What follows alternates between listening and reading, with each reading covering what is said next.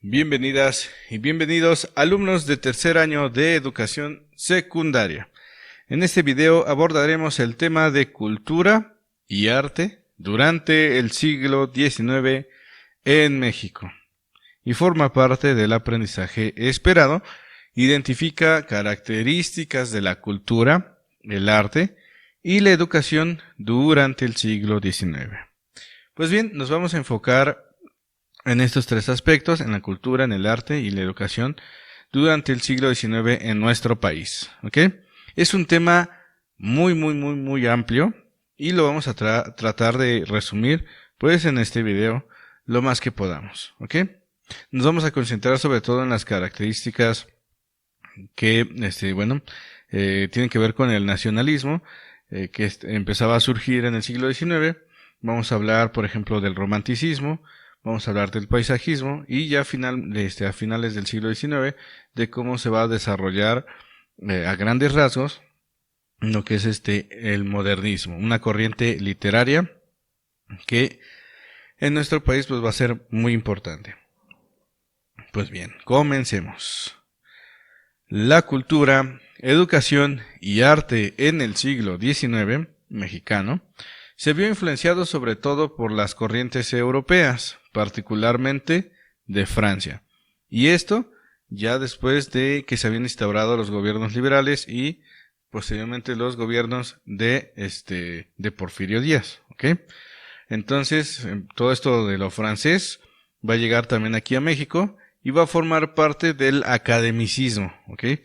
O sobre todo esta influencia francesa o de otros países de Europa van a llegar a las academias de artes que van a surgir ya a finales del siglo XIX o a partir de la segunda mitad del siglo XIX, ¿de acuerdo? Sin embargo, a pesar del academicismo europeo, en nuestro país también surgieron manifestaciones propias, influenciadas por el nacionalismo. ¿Sí? Aquí algo muy importante del siglo XIX es que empieza a surgir el nacionalismo en nuestro país, pero este nacionalismo está basado en la recuperación del pasado prehispánico y colonial principalmente, que fueron los dos momentos históricos que empiezan a rescatar o se empiezan a rescatar para, de cierta manera, generar una identidad nacional. Así, hacia la segunda mitad del siglo XIX, con un ambiente político y económico estable, ¿sí? Porque recuerden que la primera mitad del siglo XIX, más que nada de 1821 a 1867, pues hubieron muchas invasiones extranjeras, conflictos entre federalistas y centralistas, después conflictos entre conservadores y liberales, que primeramente fue un modelo monárquico, que después república, o sea, traían pues un desastre, o sea, no había un proyecto de nación, ¿sí? Pero ya a partir del siglo, de la segunda mitad del siglo XIX en adelante, ya con un ambiente político y económico estable, el arte, la cultura y la educación en México pues pudieron florecer. Y es lo que vamos a ver en este video. ¿Okay? Comencemos entonces con cultura. Cuando hablamos de cultura, ¿qué estamos hablando o a qué se refieren? Para hablar del desarrollo cultural del siglo XIX en México, debe entenderse que este término engloba las características de identidad que adquiere una sociedad para determinarse como diferente a otras, ¿sí? Es decir, ¿cuál fue el desarrollo cultural de México? Tanto del punto de vista de cómo los mexicanos se describían a sí mismos como mexicanos, ¿sí? Esa es una parte. Y la otra, ¿cuál fue el desarrollo en el arte, en la cultura, ¿sí? En la educación? Todo eso tiene que ver con la cuestión cultural, ¿sí? Todo esto se engloba en la cuestión cultural. Obviamente el concepto de cultura es amplísimo, porque todo lo que el ser humano haga lo que haga, es cultura, ¿sí? Sin embargo, en términos de los ámbitos político, económico, social y cultural, cuando hablamos de la cultura estamos hablando cuál fue el desarrollo intelectual que se dio en un país o en un momento histórico de nuestro país, ¿ok? Entonces, eso es a lo que nos vamos a concentrar. En el ámbito intelectual, ¿cómo se desarrolló México en el siglo XIX? Entonces, en ese sentido, los mexicanos del siglo XIX comenzaron a desarrollar una identidad nacional basado en el mestizaje cultural. Ese fue su premisa. Su premisa es decir, nosotros somos mestizos y al ser mestizos, pues nosotros vamos a tomar elementos de lo prehispánico y de lo colonial, ¿sí? Y vamos a tratar de, nosotros como mestizos, vamos a tratar de llevar a México pues hacia el progreso. Y ese progreso no se podía alcanzar, vuelvo a insistir, sin la ayuda de los europeos. Era algo que se pensaba en el siglo XIX. ¿Por qué? Si recordamos que la principal filosofía o ideología que se tenía en esa época, en el siglo XIX, era el positivismo, recuerden que para la cuna de la civilización o de lo máximo era lo europeo, ¿sí? La cultura más desarrollada, la cultura más civilizada, más culta del mundo en aquella época, pues eran los europeos. Y de entre los europeos, la región donde la capital cultural de Europa era Francia. Entonces, por eso, a pesar de tener México este incipiente nacionalismo, de reconocer lo prehispánico, de reconocer lo colonial, finalmente decía, somos mestizos y necesitamos pues tomar lo europeo para de cierta manera copiar esos elementos y así también nosotros convertirnos en una nación culta, ¿no? Una nación civilizada, ¿sí? Producto de esas ideas del positivismo. Y es algo que se va a traer sobre todo con los gobiernos de Juárez, Lerdo de Tejada y posteriormente durante todo el Porfiriato. De ahí las frases, ¿verdad? O lemas de orden y progreso, ¿ok? Esa es más que nada, digamos, la ideología intelectual, que se va a desarrollar en el siglo XIX, ¿sí? De esta manera, pues se procuró en la medida de lo posible recuperar el pasado histórico de nuestro país, lo cual se representó en la creación de instituciones como museos o representación en el arte de elementos prehispánicos y virreinales, como veremos más adelante. Entonces, cuando hablemos de cultura en el siglo XIX o el desarrollo intelectual del siglo XIX, en México, la palabra clave con la que vamos a poder describir y encontrar todo esto es nacionalismo. Nacionalismo y necesidad de que llegue lo europeo a esta cuestión de mejorar, ¿no? Hasta incluso es probable que haya nacido en el siglo XIX esta frase de mejorar la raza, ¿no? O sea, es decir, de tratar de llegar al progreso, es decir, de convertirnos en una nación culta. Por eso, inclusive el mismo Porfirio Díaz copiaba estos elementos propios de Francia, ¿no? Que empiezan a llegar sobre todo a las ciudades, ¿ok? Ese es, digamos, en general, el eje que lleva la cultura en el siglo XIX en México. Bien.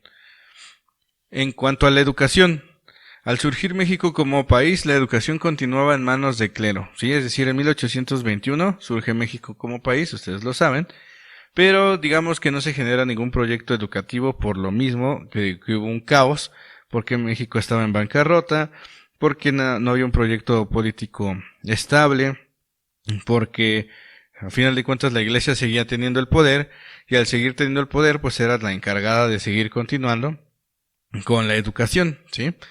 Como lo había hecho en la Nueva España. Quienes educaban en la Nueva España, los maestros, eran parte del clero, eran jesuitas, por ejemplo, ¿no? Una orden importante de todas las órdenes religiosas que habían en Nueva España, los jesuitas, por ejemplo, eran los maestros. Entonces, en 1821 surge México, y ahí en adelante, pues todavía va a seguir teniendo, todavía la educación seguía en manos del clero, ¿sí? Y más tarde fue organizada en la medida de lo posible por compañías, o instituciones como la compañía lancasteriana, que trajo el sistema lancasteriano a nuestro país. Este sistema de la memorización, este sistema en donde los alumnos más avanzados apoyaban al maestro a enseñarles a sus alumnos un poco menos atrasados. Toda esta cuestión es del sistema lancasteriano y forma parte de la primera mitad del siglo XIX, ¿sí? No fue la única que llega en México, llegan otras instituciones, ¿ok? Y bueno, cuando México, vuelva a repetir, llega un momento de estabilidad política y económica, ya con Juárez, con Lerdo de Tejada y con Porfirio Díaz, entonces ellos van a tener un logro importante que va a ser el desarrollo de la educación pública, laica, gratuita y obligatoria. Es decir, el gran logro que se llega a hacer en el siglo XIX en cuanto a educación es que se le quita la educación a la iglesia y se le otorgan entonces a los maestros, ¿verdad?, que tienen una formación laica, es decir, nada que ver con la religión.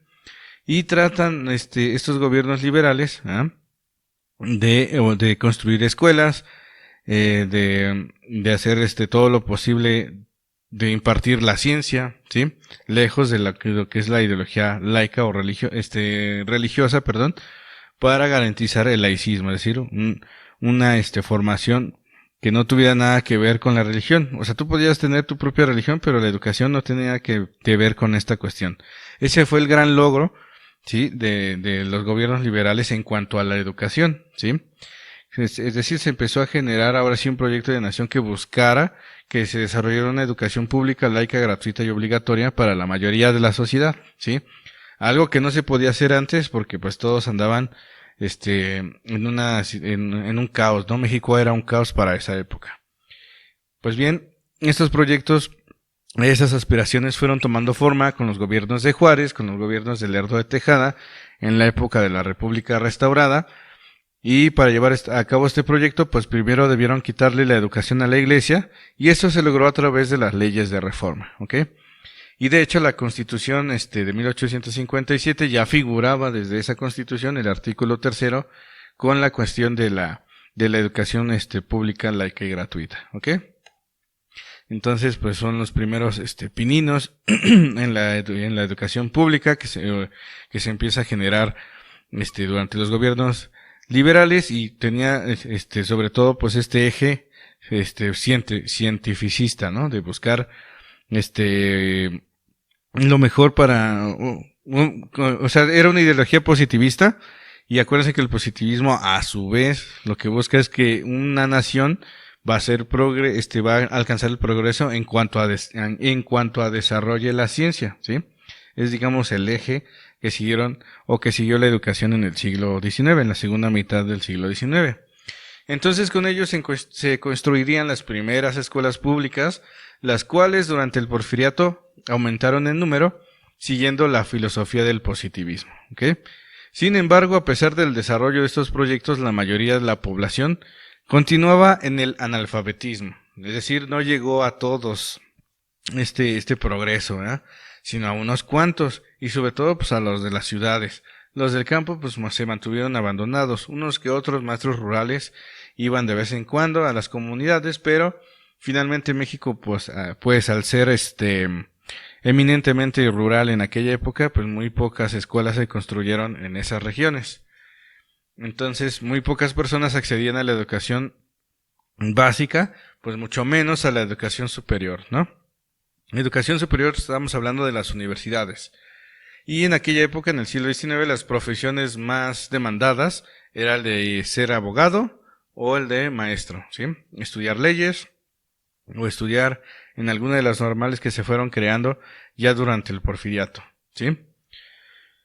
Y también se empezaron a crear instituciones importantes durante el siglo XIX. Entre las instituciones de carácter educativo creadas durante el siglo XIX destacan los institutos científicos y literarios, que son el antecedente de las universidades estatales actuales. Sí, también se crea la Escuela Nacional Preparatoria, fundada por iniciativa de Gabino Barreda. Gabino Barrera es otro, es el que no entendía las razones, sí, Gabino Barreda, era maestro. La Universidad Nacional de México, que había sido clausurada en 1833, pero en 1910 vuelve a entrar en funciones, con Justo Sierra, ya hacia el final del Porfiriato, ¿sí? Y también es el siglo XIX es donde surgen las primeras normales, ¿sí? Es decir, las escuelas para producir maestros, ¿ok? Entonces, digamos que la educación empieza a generarse o a gestarse en el siglo XIX, ¿sí? No alcanzó a generar logros en el sentido de alcanzar a la mayoría de la población, pero sí empezó, digamos, a generarse un proyecto de nación que sobre todo fuera laica y pública y tratada de ser obligatoria. No podía ser obligatoria en esta época porque los niños, acuérdense, para esta época trabajaban o ayudaban a sus padres en lo que es en el trabajo. Entonces, si eras pobre en esta época, muy difícilmente podías acceder a la educación. O ayudabas a tus padres o ibas a la escuela. No había de otra. Entonces, eso es, digamos, el gran logro del siglo XIX en materia educativa, es el que por fin se empezó a tratar de generar la educación pública, ¿no? Que era algo que no se había practicado en siglos anteriores, ni en la Nueva España. Quizás en la Nueva España sí, al hablar de educación pública, algunas escuelas, pero no todas, ¿no? Y aquí en el siglo XIX se trató de quitar esa cuestión esa influencia del clero, que fue lo que también digamos, fue el gran logro, el generar la educación laica, ¿no? Y de ahí en adelante, pues ya vendrían otros proyectos que vamos a ver posteriormente. Entonces, esto es en cuestión de educación. Entonces ya vimos dos aspectos, cultura y educación. Nos falta entonces el tema más amplio, que es arte, ¿sí? ¿Cómo fue el arte en el siglo XIX en nuestro país? Bueno, vamos a verlo aquí. Esta es la Escuela Nacional Preparatoria, actualmente es el antiguo Colegio de San Ildefonso, ese es el nombre que recibe, pero en un momento llegó a ser la Escuela Nacional Preparatoria a finales del siglo XIX y gran parte del siglo XX, ¿ok? Bueno, además de la creación de instituciones artísticas, culturales y educativas, llegaron a México corrientes artísticas del extranjero, como el romanticismo, que permitió al país exaltar su pasado y legado histórico. Y es lo que vamos a ver en el arte de México del siglo XIX, ¿ok? Vamos a ver entonces las diferentes expresiones artísticas. Las más importantes, por supuesto, es imposible ver todo, y por supuesto que es un tema amplísimo, pero vamos a tratar de resumirlo. Vamos a ver las expresiones artísticas en pintura, en escultura y parte de música y literatura, ¿ok? Vamos a comenzar entonces con la pintura. Y al hablar de pintura en el siglo XIX en México, e inclusive a nivel mundial, vamos a tener un término que va a ser el romanticismo. El romanticismo surge en Europa en el siglo XIX como respuesta al arte neoclásico. El arte neoclásico surge en el siglo XVIII, o sea, en el siglo anterior. Y acuérdense que era el arte que retomaba elementos de los griegos y romanos, ¿eh? Era un arte muy matemático, un arte científico, un arte muy cuadrado, por así decirlo, el neoclásico. Entonces el romanticismo surge en protesta de ese arte muy cuadrado, muy eclético, muy así recto, muy perfecto, casi. Y entonces deciden ellos enfocar su ideología hacia una libre expresión de los sentimientos. Y entonces a partir de aquí en adelante, del siglo XIX, empiezan entonces a surgir estilos artísticos más libres, ¿no? Bueno, más que estilos artísticos, empieza a surgir expresiones artísticas más libres, fruto del romanticismo. Políticamente el romanticismo se le relaciona con el liberalismo, pues será la libertad el elemento primordial en los temas de este estilo artístico. Entonces, cuando hablamos del romanticismo en el siglo XIX, estamos hablando que uno de sus ejes principales es la libertad. Es un tema central en todas las obras del romanticismo del siglo XIX, sobre todo allá en Francia, en España y en otros países de Europa, y que también va a llegar aquí a México, ¿ok?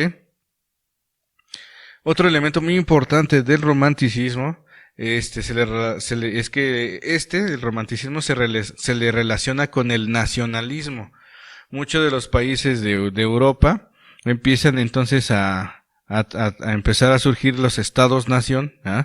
Empieza a surgir esta idea de crear naciones democráticas, y empiezan entonces también a traer un poco de estas identidades culturales, y cada uno de estos países empieza a recoger entonces sus leyendas, sus danzas, sus mitos, sus tradiciones, y las empiezan a darles una categoría de fiestas nacionales, ¿no? O los empiezan a tomar como elementos propios de su cultura, ¿no?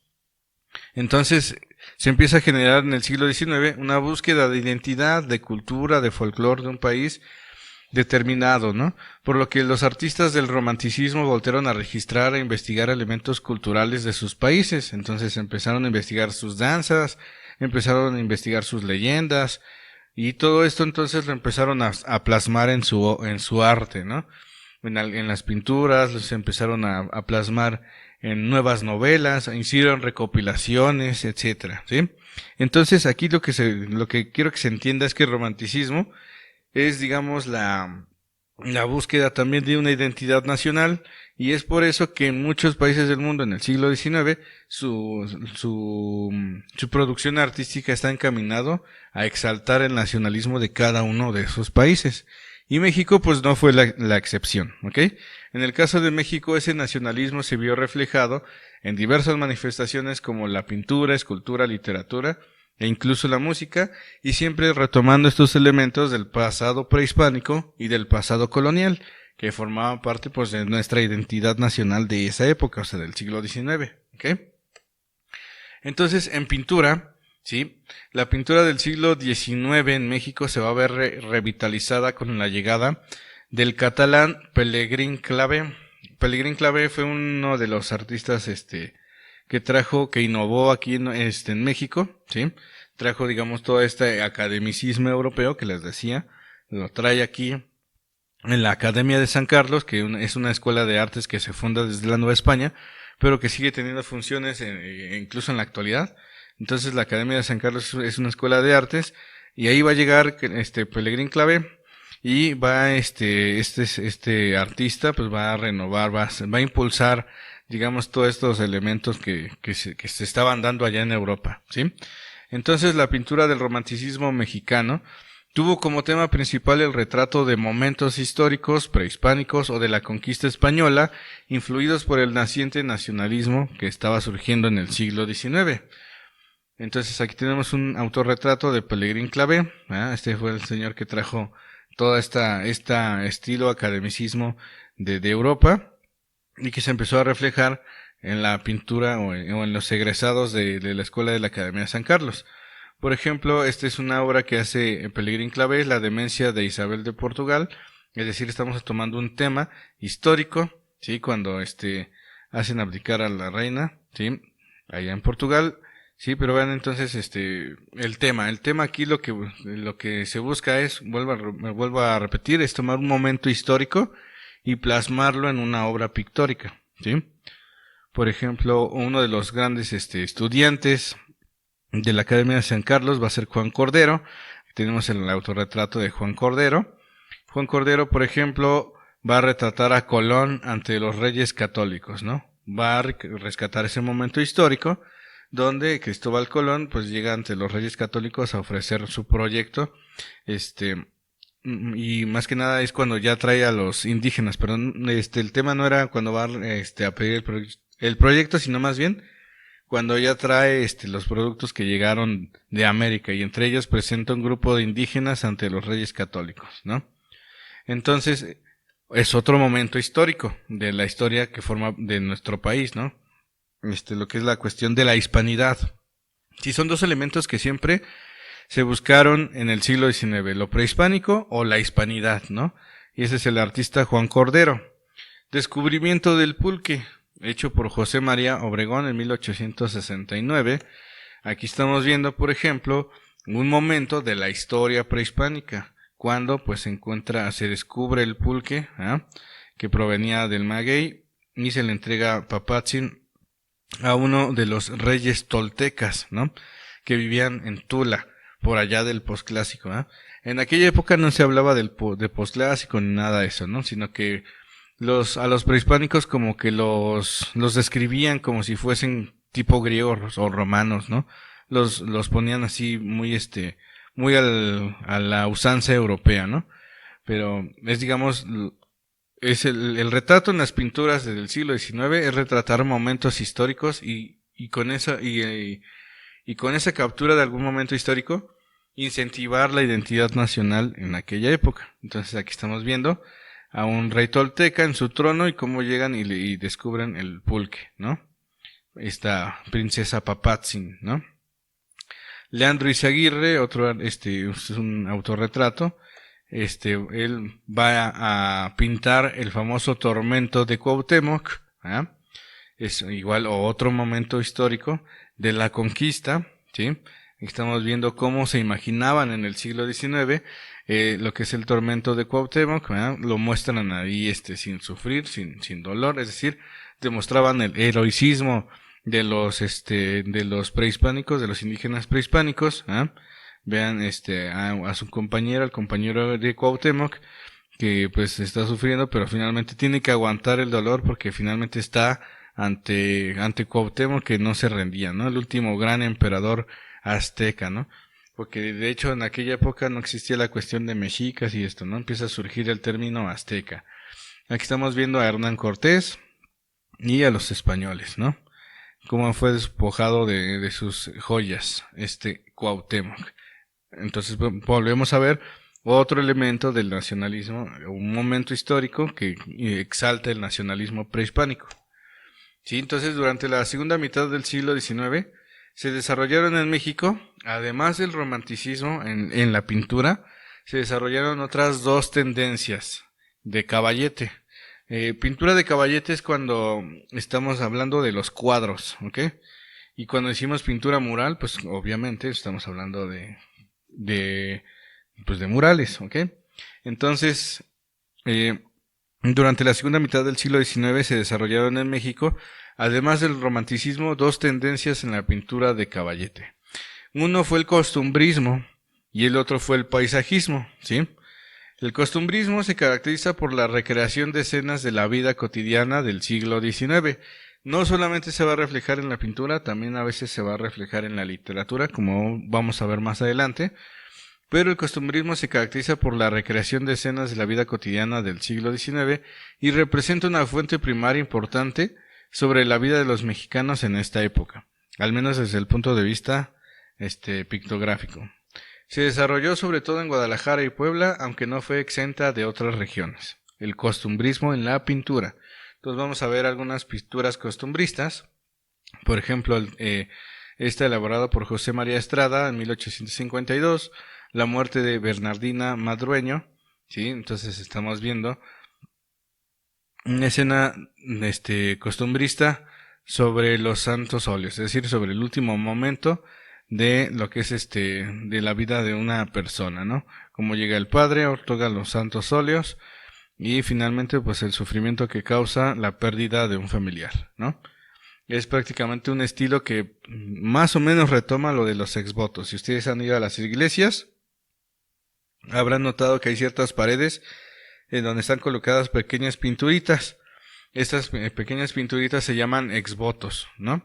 Bueno, lo que hace este artista es retomar como que esa tradición del exvoto y finalmente pues recrea una escena costumbrista, es decir, una escena que sucedió en algún momento de la vida social de los mexicanos del siglo XIX. Entonces por eso forman parte de como una fuente primaria para saber cómo vivían los mexicanos en aquella época, cómo se vivían y cuáles eran sus costumbres, sí, sobre todo en este caso, cuáles eran sus costumbres en el caso de la muerte de una persona, ¿no? El Chinaco, una obra de Manuel Serrano, sí, es decir, estamos viendo estos guerreros importantes que combatieron a los franceses de 1862 a 1867, fueron la resistencia mexicana, sí, los famosos chinacos. Entonces aquí estamos viendo algunos de ellos cómo se estaban preparando para la guerra allá en las sierras, ¿no? En las serranías, sobre todo de Michoacán y de partes de Guerrero, ¿sí? Entonces son escenas costumbristas, escenas de momentos de la vida cotidiana que ocurrían en aquella época. La cocina poblana de José Agustín Arrieta, 1865. Una escena costumbrista, es decir, una escena de cómo era la vida cotidiana de las mujeres dentro de una cocina mexicana. Entonces, fíjense, podemos ver cómo eran las cocinas en aquella época, en el siglo XIX, sí, las diversas clases sociales que formaban parte del entramado de la comida, sí, del hacer alimentos a diario. Estamos viendo cómo traen un guajolote que estuvo amarrado, pues lo van a sacrificar seguramente para echarlo al mole, ¿verdad? Que estamos viendo aquí. Y aquí estamos viendo cómo están mezclando los chiles, ¿verdad? Para generar el platillo del mole, las cazuelas, y todo este elemento muy propio, que forma parte pues de escenas costumbristas de esta época, ¿no? Y aquí estamos viendo cómo eran las escobas. Pues bien, ese es el costumbrismo, ¿sí? Ya vimos el romanticismo quiere exaltar lo nacional, lo prehispánico o algún momento histórico de nuestro país y lo hispánico, ¿no? Las escenas costumbristas lo que buscan es retratar algún momento de la vida cotidiana, y vamos a tener otro elemento que va a ser el paisajismo, ¿sí? Que tiene como característica la exaltación del paisaje, productos de las ideas del romanticismo y la idea de lo bello, ¿no? De lo hermoso. Fue desarrollado en México por el pintor italiano Eugenio Landesio, quien fue profesor de la Academia de San Carlos, que le digo, esta institución es muy importante en la historia artística de nuestro país. Y este señor, Eugenio Landesio, este artista, fue maestro del gran paisajista mexicano José María Velasco, que es, cuando hablamos de paisajismo en México, no podemos dejar de lado el nombre de José María Velasco, es importantísimo, es el gran representante de esta corriente pictórica en nuestro país. Las obras de los paisajistas retratan un México ya inexistente, producto del avance del tiempo y la transformación de un México rural al urbano, ¿ok? Que ya se va a dar ya por allá del siglo XX, pero pues es un México nostálgico el que nos muestran estos artistas paisajistas. Entonces vamos a ver algunas de estas obras. Aquí estamos viendo un autorretrato, o bueno, un retrato de Eugenio Landesio. Este señor es el que trajo esta corriente del paisajismo, ¿sí? Y por ejemplo, él pintó el puente de San Antonio en camino a San Ángel. Vean cómo era San Ángel allá en la Ciudad de México, ¿sí? En esta época del siglo XIX, este puente, esta iglesia, ¿sí? Lo que es el río. Imagínense, todavía había ríos en la Ciudad de México. Pues actualmente, pues esta parte es una gran avenida, ¿no? Por ejemplo, ¿sí? Entonces, todos estos elementos pues sirven como fuente primaria para definir cómo ha ido cambiando ciertos lugares en nuestro país. El Valle de México visto desde el Cerro del Tenayo, una obra elaborada por Eugenio Landesio. El Cerro del Tenayo se encuentra en el actual municipio de Tlalnepantla, los límites Tlalnepantla, Ciudad de México, y desde ahí podemos ver cómo era la Ciudad de México en aquella época. Todavía existían algunas partes del lago. Sí, vean cómo la mayoría de lo que era la Ciudad de México en aquella época aún seguía estando, aún seguía teniendo seguía siendo rural, ¿sí? Y vean cómo algunas personas pues aprovechaban su día de campo para subir a los cerros y estar ahí un rato, divirtiéndose, ¿sí? Pero vean entonces la vista de la Ciudad de México en aquella época, ¿sí? Una pequeña mancha urbana. Actualmente pues todo esto ya está lleno de casas, de edificios, etcétera, ¿no? Totalmente urbanizado. Y aquí tenemos el retrato de José María Velasco, el gran representante del paisajismo en México. Por ejemplo, él va a pintar la pirámide del Sol allá en Teotihuacán. Fíjense cómo Teotihuacán, antes de que se sometiera a excavación arqueológica, que también forma parte de estos elementos culturales del siglo XIX, comienza a surgir la arqueología, no como ciencia todavía, así como tal. Bueno, sí, ya como tal empieza a surgir arqueología, ya la comienzan a traer algunas teorías o formaciones arqueológicas de Europa, sobre todo el arqueólogo Leopoldo Batres, y Manuel Gamio también posteriormente, son los que se van a encargar aquí de excavar esta ciudad de Teotihuacán, esta enorme ciudad. Entonces imagínense cómo estaba en aquella época oculta por la maleza. Sí, aquí estamos viendo entonces lo que es la Plaza de la Luna. Entonces José María Velasco se subió a la pirámide de la Luna y a partir de ahí pinta pues la calzada de los muertos y la pirámide del Sol. Pero vean cómo estaba en aquella época oculta entre la maleza, ¿sí? Todavía no habían desarrollado, o todavía no se había dado las excavaciones arqueológicas, pero vean cómo se encontraba esa ciudad todavía enterrada, ¿no? Entonces, totalmente diferente a lo que podemos encontrar hoy en Teotihuacán. El Valle de México visto desde el Cerro del Tepeyac. Vean cómo era la Ciudad de México visto desde el Tepeyac, ¿sí? Igual otro México rural, ¿no? Un México pues que ya no va a volver, un México que quedó retratado en estos paisajes. El Citlaltépetl, o lo que también se conoce como el Pico de Orizaba, sí, aquí vean cómo genera este retrato de los barrancos de la geografía mexicana del siglo XIX. Entonces, muy importante el paisajismo también para hablar del arte en el siglo XIX. Bueno, pues regresemos entonces al romanticismo en cuanto ahora a la escultura, ¿sí?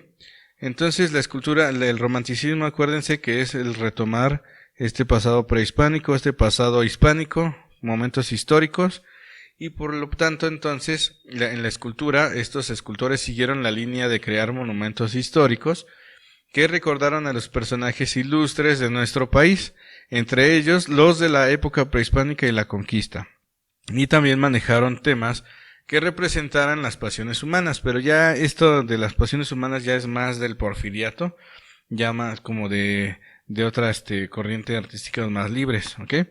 Pues bien, monumentos importantes del siglo XIX, monumento a Colón, de Manuel Vilar, ¿sí? Una obra escultórica importante. Tlahuicole, también de Manuel Vilar. Tlahuicole fue uno de los principales guerreros más importantes de la época prehispánica, ¿sí? Tlahuicole era tlaxcalteca y nunca fue derrotado por los mexicas, entonces también trae esta reminiscencia del pasado prehispánico. Pero vean cómo lo ponen como al estilo griego, ¿no? Con un cuerpo súper dotado como si fuese griego, pero pues finalmente le afinan de todas maneras sus rasgos indígenas, ¿sí? Entonces es, digamos, también otra característica del arte del siglo XIX, ¿sí? La Caridad de Gabriel Guerra, otro escultor, ¿sí? Que ya son temas más libres o más de las pasiones humanas, ¿ok? Monumento a Cuauhtémoc de Miguel Noreña, ¿sí? Otra vez recordando el pasado prehispánico, sí, con sus elementos, algo muy propio del porfiriato, se empiezan a rescatar también estos elementos prehispánicos y por eso es que empieza a surgir también la arqueología durante el porfiriato, ¿sí? Vuelvo a insistir con estos arqueólogos como Leopoldo Batres, como Manuel Gamio, ¿sí? Que van a ser los principales arqueólogos de esta época, ¿ok? Música.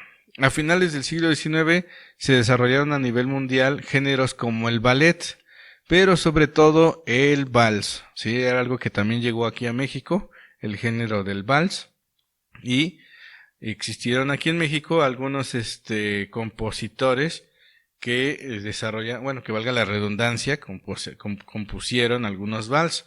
Por ejemplo, Juventino Rosas, que es uno de los músicos más importantes del siglo XIX en México, crea el famoso vals Sobre las olas, ¿sí? Si ustedes quieren escuchar esta obra, pueden buscarla en YouTube y pues van a reconocerla inmediatamente. Una tonada que le hemos escuchado en muchas ocasiones, un vals famoso a nivel mundial, el vals Sobre las olas, y fue hecho por Juventino Rosas. Otros músicos que empiezan a surgir en esta época, pues van a estar, por ejemplo, Felipe Villanueva y otros más, ¿no? Aquí vamos a tener los retratos de Juventino Rosas y Felipe Villanueva. Y vamos a concluir con la parte de la literatura, que también es un tema extensísimo, pero vamos a hablar de los autores más importantes y sus obras, ¿ok? En la literatura también podemos observar el nacionalismo, así como la institución de los héroes patrios, ¿ok? Es algo que empieza a surgir aquí en el siglo XIX. De hecho, la famosa historia patria, la historia de bronce, la historia de los grandes héroes, intocables, intachables, viene de esta época, del siglo XIX. En la lectura del romanticismo mexicano se puede observar el rescate a las leyendas y costumbres, sobre todo de la época prehispánica, así como las de las escenas de la vida cotidiana. Es decir, otra vez estos elementos del costumbrismo que, como vimos en la pintura, reflejaban en algún momento de la vida cotidiana. También así existieron escritores que realizaron esta tarea. Destacan autores como Ignacio Manuel Altamirano. Todos los nombres que voy a mencionar aquí fueron de escritores. Su obra principal es Navidad en las montañas o El Zarco.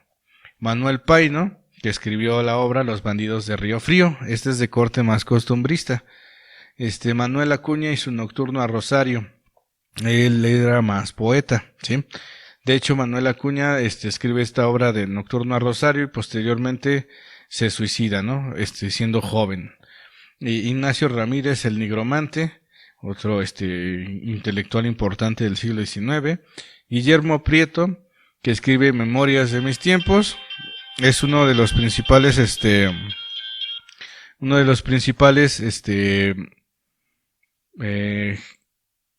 personajes que generó o creó lo que es estos mitos históricos, ¿no? O precursores de la historia de bronce. Fue Guillermo Prieto, y una de estas obras pues fue Memorias de mis tiempos. Vicente Riva Palacio y la obra monumental México a través de los siglos. Es un gran volumen de libros que fueron escribiendo varios especialistas, tanto en lo que es en la cuestión de lo prehispánico, como en lo época colonial y parte del siglo XIX, ¿sí? Entonces, estos son, digamos, a grandes rasgos, los grandes logros culturales en la literatura que se desarrolló en México, ¿ok? Aquí tenemos el retrato de Ignacio Manuel Altamirano y su obra La Navidad en las montañas, ¿ok? Y vamos a concluir el tema de la cultura en el siglo XIX al hablar brevemente del modernismo. El modernismo ya es una corriente literaria que llega ya con el porfiriato, ya prácticamente finales del porfiriato. Fue un movimiento cultural y de renovación literaria propio de Hispanoamérica. El modernismo no surge en México, surge en todo el continente americano, ¿sí? Bueno, más que nada en Hispanoamérica, ¿sí? Surgió a finales del siglo XIX y su principal representante fue Rubén Darío, aunque en México se desarrolló con temas más exóticos, así como dilemas existenciales como el amor, el desamor, entre otros, ¿no? Sus principales exponentes pues son Manuel Gutiérrez Nájera con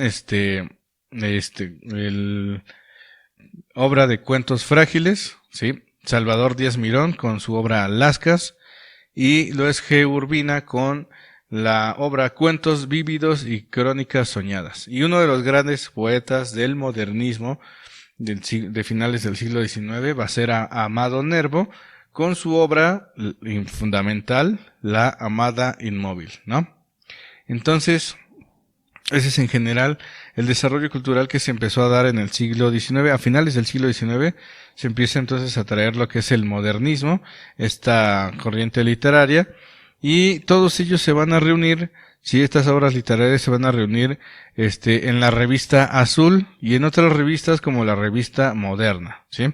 Entonces la revista, si queremos acercarnos a estas fuentes de primera mano del siglo XIX, del modernismo, pues vamos a acercarnos a la revista Azul y a la revista Moderna, y de ahí vamos a poder conocer muchas de estas obras de estos artistas, de estos literatos del modernismo en el siglo XIX. Y hasta aquí lo vamos a dejar. Por mi parte es todo. Espero que este video haya sido de su agrado. De verdad que el tema de cultura en México en el siglo XIX es amplísimo. Nos faltaron muchos elementos, pero esto, digamos, es lo más importante y representativo de esta época del siglo XIX. Bueno, por mi parte es todo. Espero haya sido de su agrado. Nos estamos viendo. Hasta la próxima.